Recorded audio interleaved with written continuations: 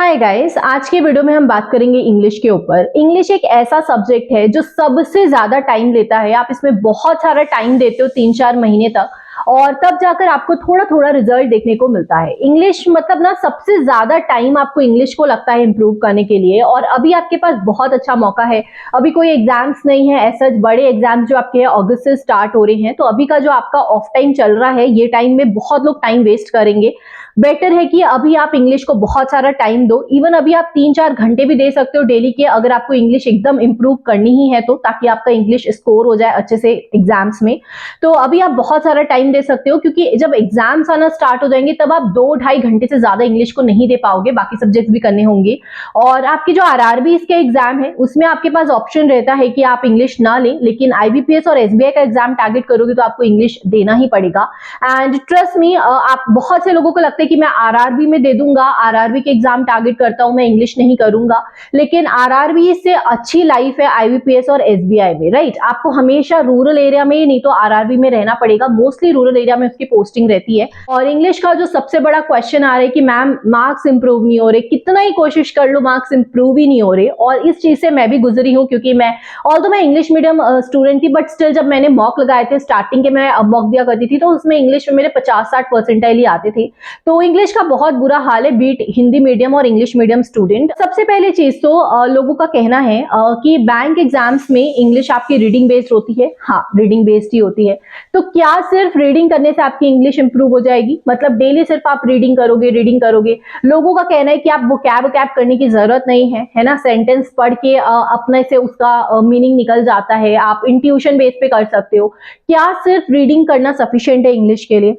तो मैं आपको एक चीज बताती हूँ कि हाँ, बैंक एग्जाम्स में रीडिंग बहुत इंपॉर्टेंट है। रीडिंग की ही मोस्ट इंपॉर्टेंट आपकी प्रायोरिटी है कि आप जितना रीडिंग करोगे उतनी आपकी कॉम्प्रिहेंशन बिल्ड होगी, उतना ज्यादा आप एक अच्छा इंग्लिश में पकड़ ले लोगे। ठीक है, एग्जाम आपका पूरा रीडिंग बेस्ड ही आता है, आई अंडरस्टैंड, बट वो ना एक लेवल पे डिसाइड करेगा। मतलब आप अभी इंग्लिश में किस लेवल पे हो, आपके कितने, मतलब कि देखो, अगर आपका बिल्कुल ही पुअर लेवल चल रहा है, एकदम ही लो परसेंटाइल, एकदम लो, आपको रीड करने से कुछ समझ भी नहीं आएगा। आपने एक लाइन पढ़ा, उसमें आपको 5-6 वर्ड्स का मतलब नहीं पता, आप उसका कैसे सेंटेंस का अर्थ निकालोगे? बताओ मुझे, कैसे क्वेश्चन सॉल्व करोगे? पॉसिबल ही नहीं है।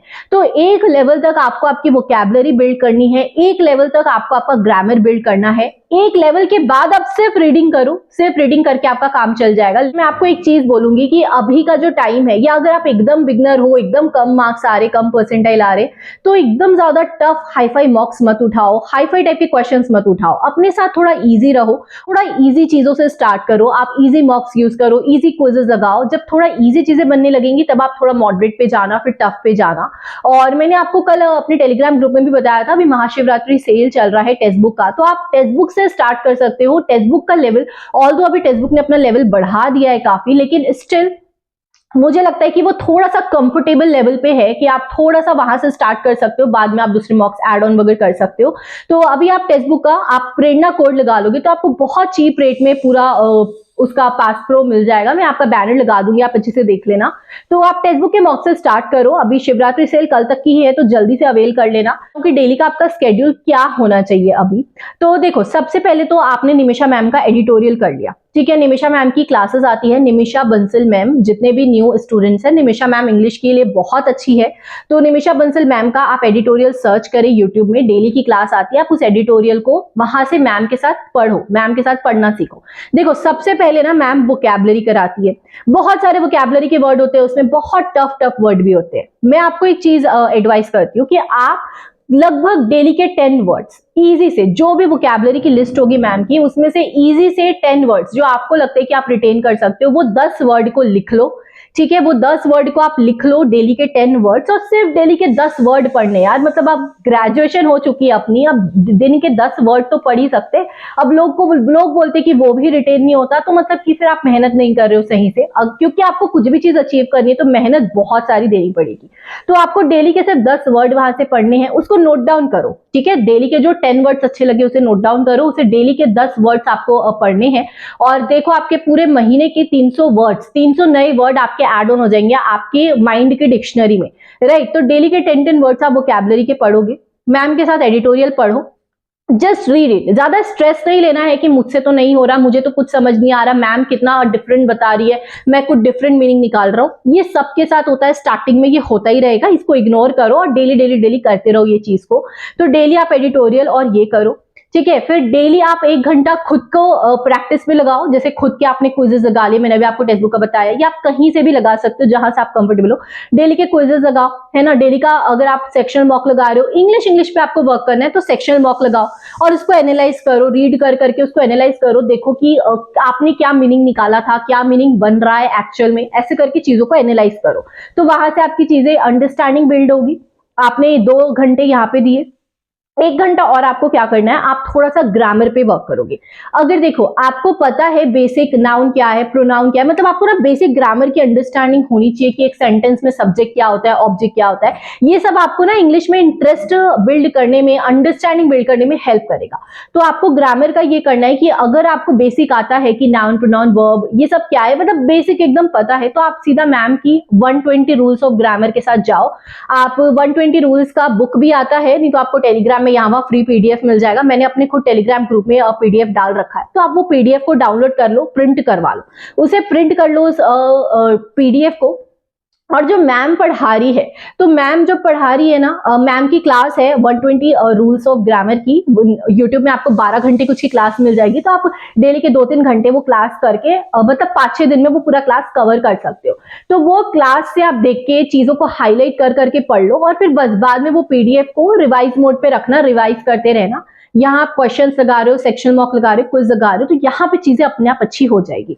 तो इस तरह से आपको ग्रामर पे वर्क करना है। अगर बिल्कुल ही नहीं आता, नाउन प्रोनाउन ये सब क्या है बिल्कुल नहीं आता, तो एक बार आपको ग्रामर का कोर्स करना पड़ेगा। आप यूट्यूब से कर सकते हो, क्योंकि कुछ बहुत हाईफाई चीज नहीं करनी कि आपको परचेज करना पड़े। आप यूट्यूब से ग्रामर का कोर्स कर लो, बहुत से एजुकेटर का मिल जाएगा। आपको पूरा ग्रामर एक बार कंप्लीट करना है, एकदम ज्यादा उसके रूल्स वूल्स लिख के नहीं रखने की, एकदम रूल लिख लिया है उसे ही रटने की कोशिश कर रहे हो, डेली 1-1, 2-2 घंटे ग्रामर को दे रहे हो, ऐसा नहीं करना है। ग्रामर के एरर डिटेक्शन के सिर्फ 5 क्वेश्चंस आते हैं, प्री में भी अराउंड 5 आते हैं, मेंस में अराउंड 5-6 ही आते हैं, बहुत ज्यादा नहीं आता। और मैं आपको बता रही हूँ, एक जब आप पूरा ग्रामर कर लोगे, सब कुछ कर लोगे, तो आप बाद में रियलाइज करोगे जो मैक्सिमम क्वेश्चंस है वो टेंस से आते हैं, प्रीपोजिशन से आते हैं, सब्जेक्ट वर्ब एग्रीमेंट से आते हैं, 2-3 टॉपिक से ही मैक्सिमम क्वेश्चन आते हैं। लाइक आउट ऑफ 5 3-4 क्वेश्चन आपके डेफिनेटली करेक्ट हो जाएंगे। तो यही करना है कि हर एक चीजों पे वर्क करना है। अगर हर एक चीज पे वर्क करोगे तो आपका मार्क्स कैसे इंप्रूव नहीं होगा।